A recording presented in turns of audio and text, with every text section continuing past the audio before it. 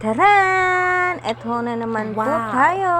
Si Cook Aiza Sobredo, ang inyong lingkod. Mga Beshi Lods, hindi ko na pinakita kung paano ko ito niluto. So, ito na yung outcome ng ating sinigang na ulo ng baboy, mga Beshi. Yum, yum! Alam nyo, kung ako sa inyo, gayahin nyo na to kasi the best sinigang ang ulo ng baboy, mga Beshi Lods. Paano masabi?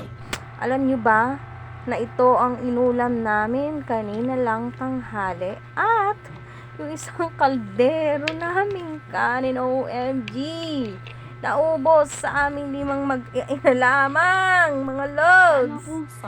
Okay, alright. Ayan, kita nyo naman, mga Lodi. Ang sarap niyan, promise. Kaya, ayan, ilagay na natin ang sili para lalong sumarap. At, hindi lang yan ang dahon yan, mga Lods. Ayan, ano, nakikilala nyo ba yung gulay na yan, mga Lods? Kung hindi, ay sasabihin ko, yan ang alokbati, my favorite.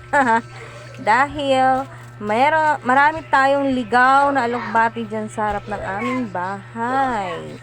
Ayan, the best ulam sa tag-ulan. Kaya kayo, gawin nyo na, tandaan mga ninyo ang Lods. kasabihan. Stop, look, and listen. Ayan. Gabi, ulo ng baboy worth of 180 pesos. Yan. Tapos yung puso ng saging. And labanos at alokbati. Yan lang ang ingredients niyan, mga Lodi. Yum, yum, yum! Kainan time. Ha? Hindi. Nag-edit ako sa CapCut. May umentro lang, may nagtanong, mga Beshi Lods, kaya sinagot ko naman. So, pakuluin natin ng mabuti, then finished product ng ano ba yan? ating ulam. Yum, yum, yum, yum!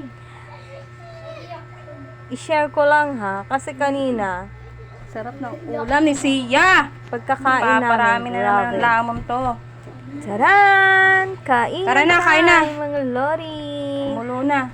Yum, yum, yum. Naka-isang plato ako dyan. Pag may Actually, nakita kayong naubos gabi yung dyan, 2 kanin piraso nila ang diluto masyado, sa huwag aming niyo kunin. lahat. At heto Kasi na may nga, natira pala mga dun sa ano, sa Lods. ilalim. Kainan na talaga. As in, isusubo na sa bibig ang aking niluto. At matitikman na naming lahat. At makikita nyo, mga Lods, kung gaano katakaw ang aking mga ginakis. Yum, yum, yum. Nag-e-enjoy ang aking mga anak at ang asawa ko ay nagsulo doon sa lamesa. Ayan.